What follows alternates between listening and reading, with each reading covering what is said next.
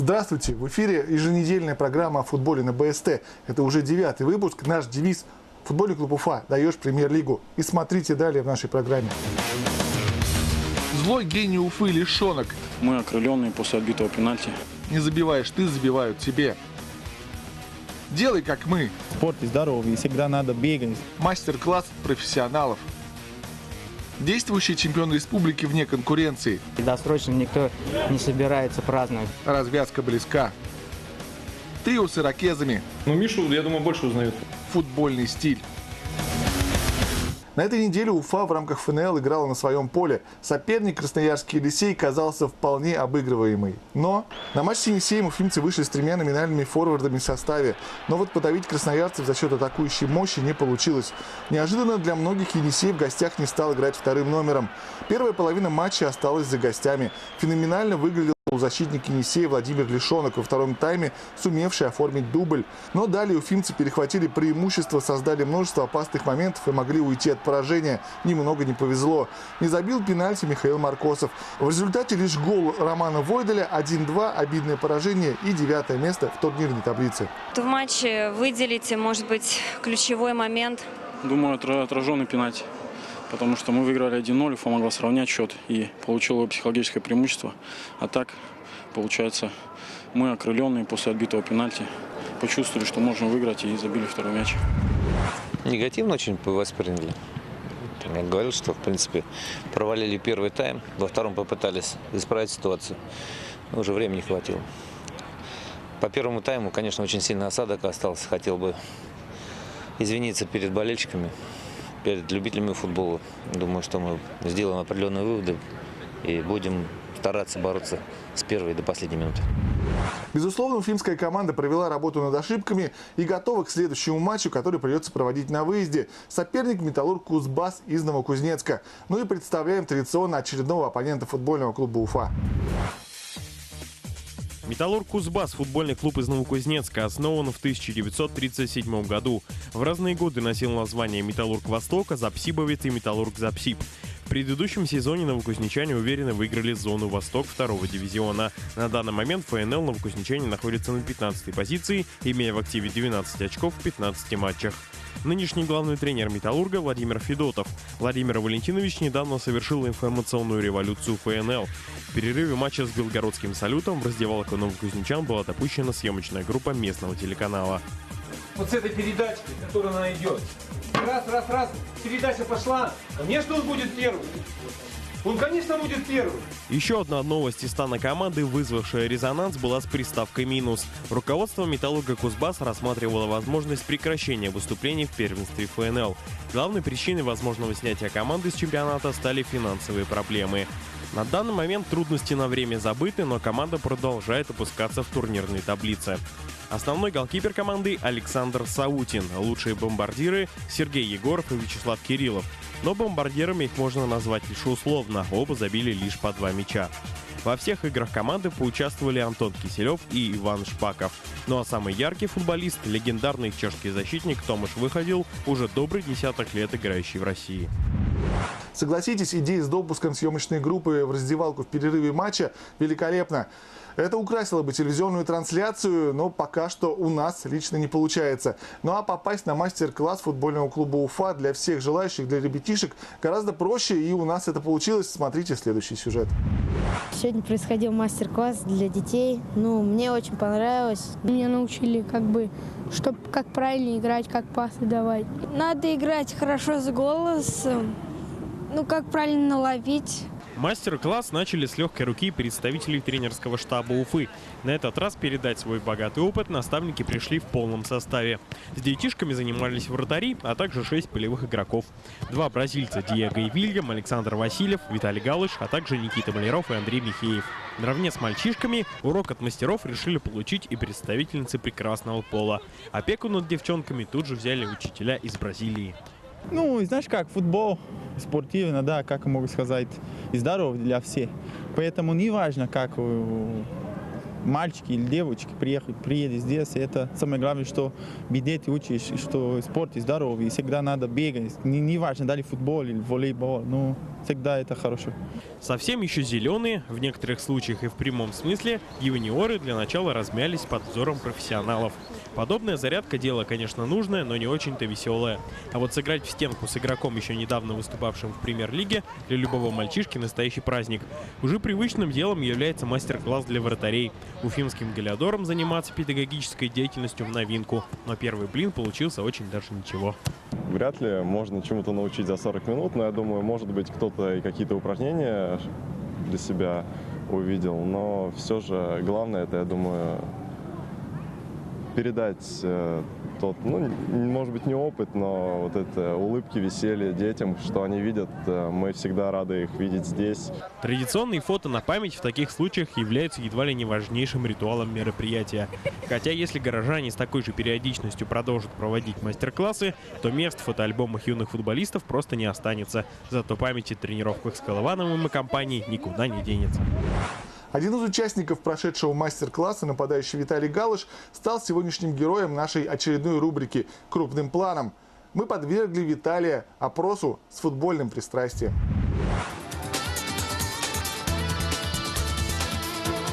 Меня папа привел в футбол, он тоже очень любит футбол, в детстве занимался футболом. Начинал я в Санкт-Петербурге играть. Первая моя школа была Кировец, тренер Шевченко Михаил Алексеевич. После этого я там играл 3 года, перешел в смену, Академию «Зенита», сейчас называется так.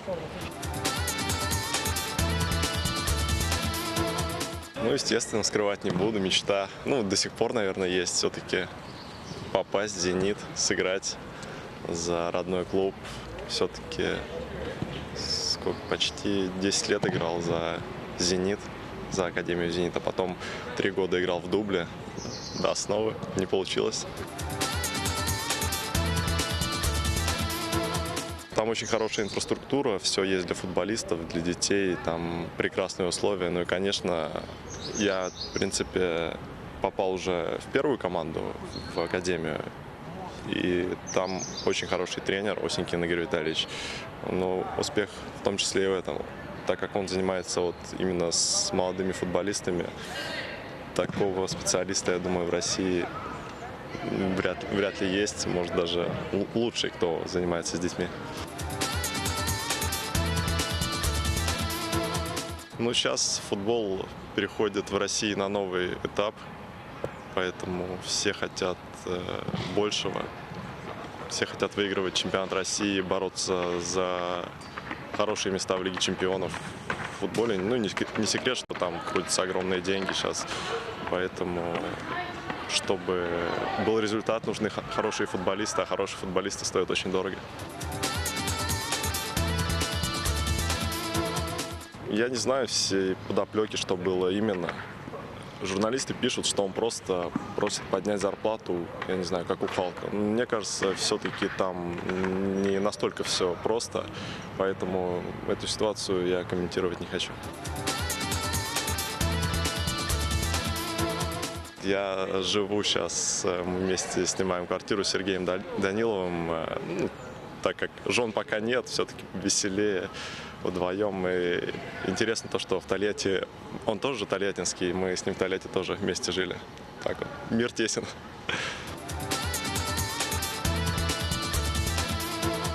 В принципе, особо мыслей таких никаких нет. Потому что, я говорю, первый раз такое слышу. Мне кажется, в футболе не главное смотреть на игрока.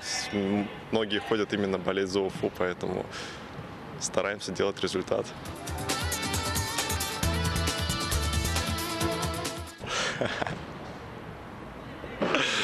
Это, я считаю, некорректный вопрос, поэтому я не буду на него отвечать.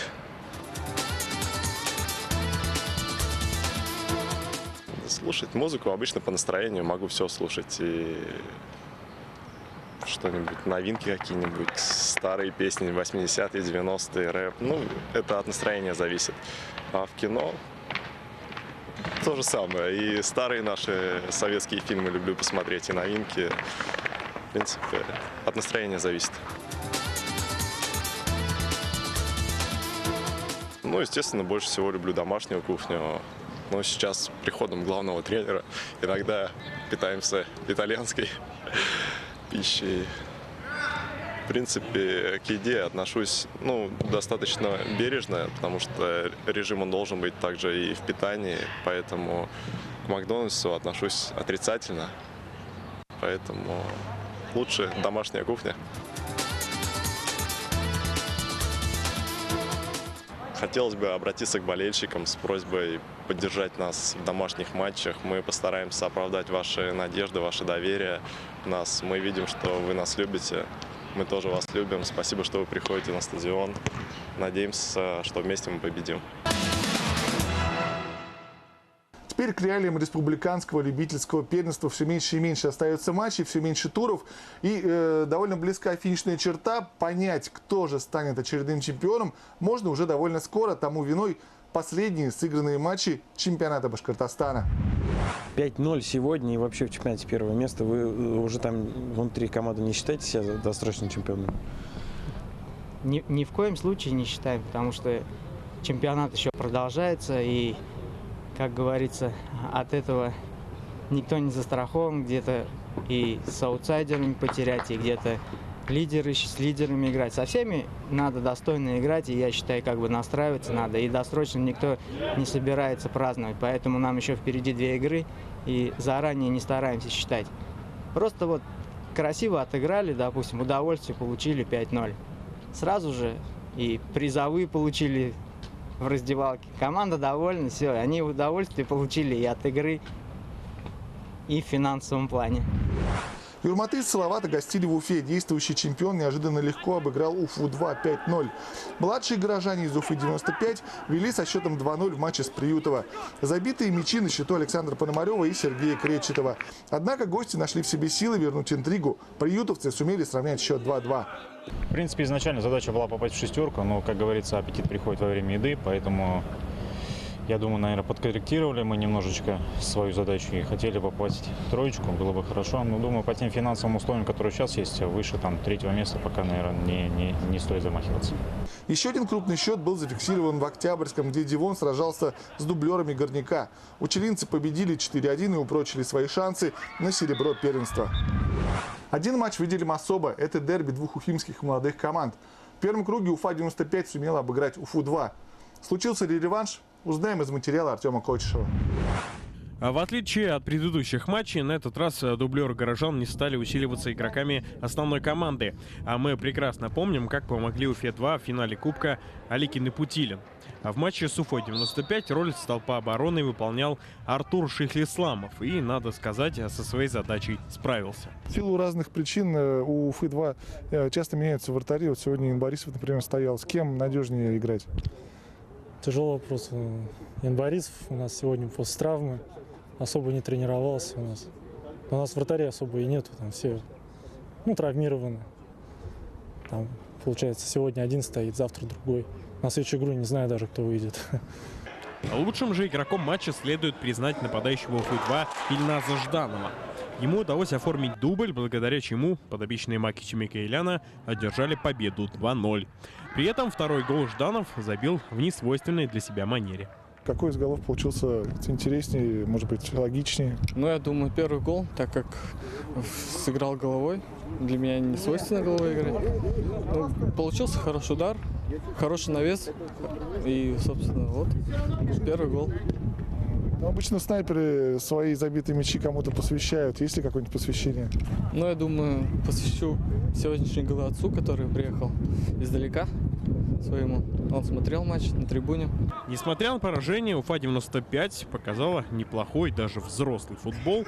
В общем, первый сезон после выпуска у подопечных Юрия Суренского получается успешным.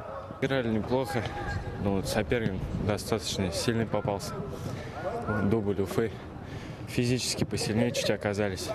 Мы играли свою игру, будем работать дальше, совершенствоваться. Надеюсь, что все получится.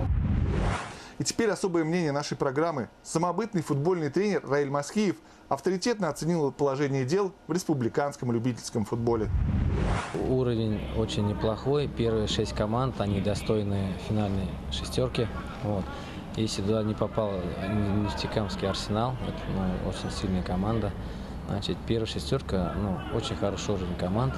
Во-первых, конечно, так как в последнее время в республике стали вводить искусственные поля, небольшое внимание стали уделяться футболу, то понятно, что возрос уровень учебно-тренировочного процесса прежде всего. В результате готовность команд функционально очень сильно. Если раньше, в 90-е годы, начало 2000-х, в принципе, играли игроки, которые заканчивали вторую лигу у нас, вот, они находили кормушку в том или ином, там, допустим, городе, да, и доигрывали. Вот. У остальных не было никакой учебно-тренировочной базы, не было финансирования. То, понятно, 2-3 команды сильно выделялись, и, конечно, они разыгрывали между собой звание чемпиона. То в этом году очень много команд как бы боролись за шестерку. И несмотря на то, что Юрматы практически очков не теряют, вот, другие команды все-таки достаточно хорошее сопротивление им оказывают. Вот. Ну а Юрматы, они пожинают плоды того, что все вот сколько я лет, допустим, в футболе, да, в Салавате все время был футбол, начиная с кожаного мяча, кончая детско-юношеским, кончая с второй, первой группой и третьей лигой. И если, допустим, сделают, допустим, каждая мэрия каждого города будет выделять миллион рублей на детско-юношеский футбол и миллион, допустим, на взрослую команду. У нас не 10 команд будет играть на первенстве республики, допустим, ну а 20. Вот и представьте, кроме того, что надо будет, так как есть уже небольшое финансирование, во-первых, учебно-тренировочный процесс улучшится, потому что деньги есть, да? Вот. Если здесь на этом уровне, конечно, спорткомитеты пойдут на это и будут выделять деньги на взрослые команды и на детские. Денег-то надо немного. И также ФК Уфа, она же должна черпать игроков не только с Уфы, правильно? Мы должны, вот регионы должны работать, маленькие города должны работать на ФК Уфу. Вот как, допустим, на Москву, на Спартак, на ЦСКА работают все остальные там. Дети же берут, родители детей привозят, правильно? С Хабаровска в Москву, правильно? С Владивостока привозят, правильно? По идее, это Москва ничего не делает, просто привозит готового игрока, который может бегать, там, прыгать, забивать голы. Вот. Также здесь будут поля, будет финансирование, будут игроки.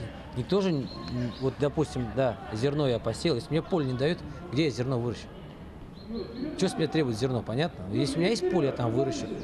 Нету поля, я ничего не выращу, это же понятно. Спортсменов, в том числе и футболистов, встречают по одежке, точнее по прическе. Мы знаем из истории мирового футбола немало личностей, которые отличались на футбольном поле не сколько игрой, качественной игрой, а экстравагантностью и внешностью. Трио игроков футбольного клуба Уфа Михаил Попов, Сергей Путилин и Диего не только выглядят необычно за счет прически в стиле ирокез, но и великолепно играют в футбол, забивают мячи за футбольный клуб Уфа. В теме футбольных причесок разбиралась Юлия Малюкова. Забивать мячи, отдавать голевые передачи в каждом матче. Чем не мечта для футболиста. Но не только хорошая статистика может позволить спортсмену стать любимчиком публики. Иногда игроки прибегают к другим способам, чтобы как можно дольше оставаться в центре внимания. Например, выделиться среди одноклубников нестандартной прической. Футбольный клуб Уфа не исключение. Сговорились или нет, но трое игроков Уфы исправно выходят на поле с ирокезами.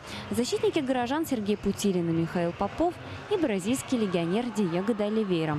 Кстати, капитан команды Попов признался, что выбор прически никак не связан с тем, чтобы запугать соперника или привлечь удачу. А вот выделиться среди одноклубников почему бы и нет. Его друг не только на поле, но и в жизни Сергей Путилин отвечает так же, но добавляет, массовой известности пока не заметил. Да один раз узнали, и то так, шапочно, и все. А так пока не узнаю, я скрываюсь. Мы уже с Мишкой Поповым разговаривали на эту тему, он говорит, мало таких причесок, так что... Ну, Мишу, я думаю, больше узнают, потому что он как бы лицо уже медийное у нас, капитан. Не так кардинально, но все же на смену имиджа решился нападающий Михаил Маркосов. Еще летом он выходил на поле с объемной шевелюрой, а в начале сезона Михаил побрился на лысо. Когда наша съемочная группа пришла в гости к форварду уфимцев, сходство маленького Давида с папой бросилось в глаза. Оба без растительности на голове, оба любят футбол, разве что поле заменяет просторная гостиная. Отрастит волосы и пострижет коротко мне не нравится. У нас сейчас просто в поисках парикмахера, поэтому такая прическа у нас и получилась. Ну, насколько я знаю, он не суеверный и стрижется не на удачу, а просто потому что ему так нравится. Хочется что-то в себе поменять. В попытке завоевать внимание аудитории пока больше уфимцев преуспели другие футболисты. Например, экс-игрок сборной Швеции Фредди Юнберг. Моду на ирокезы ввел не он, но красить их в розовый цвет до этого не пробовал никто. Нигерийский защитник Тарибо Уэст пошел дальше дреда в цвета национального флага. Патриотизм, что тут скажешь. Проявил фантазию австриец Пол Шарнер, который, видимо, так и не сумел определиться, кем ему быть – блондином или брюнетом. Игрок сборной Италии Марио Балотелли смело сделал из своей головы футбольный мяч с личным номером. А бразильский нападающий Рональдо оставил на голове только чубчик. Что интересно, этот чубчик принес ему удачу. Стрижки бокс и полубокс, да, достаточно часто встречаются, и они также модны. И вот их можно встретить довольно часто в мужских коллекциях 2011-2012 года. Они стильные, короткие, аккуратные, и эти стрижки невероятно практичные. Правильно подобранная стрижка может изменить выражение лица, скрыть какие-то недостатки или, что немаловажно, сделать мужчину гораздо моложе. Пусть Роберто Баджо уже завершил карьеру спортсмена, но и наверняка многие футбольные болельщики до сих пор помнят его игру и необычный хвостик. Нельзя не вспомнить английского футболиста Дэвида Бекхэма. Появление этого полузащитника на поле болельщики всегда ждали с нетерпением, ведь в каком образе он предстанет перед зрителями, трудно было предсказать. На этом все. Любите футбол и смотрите нашу передачу еженедельно на канале БСТ. Увидимся.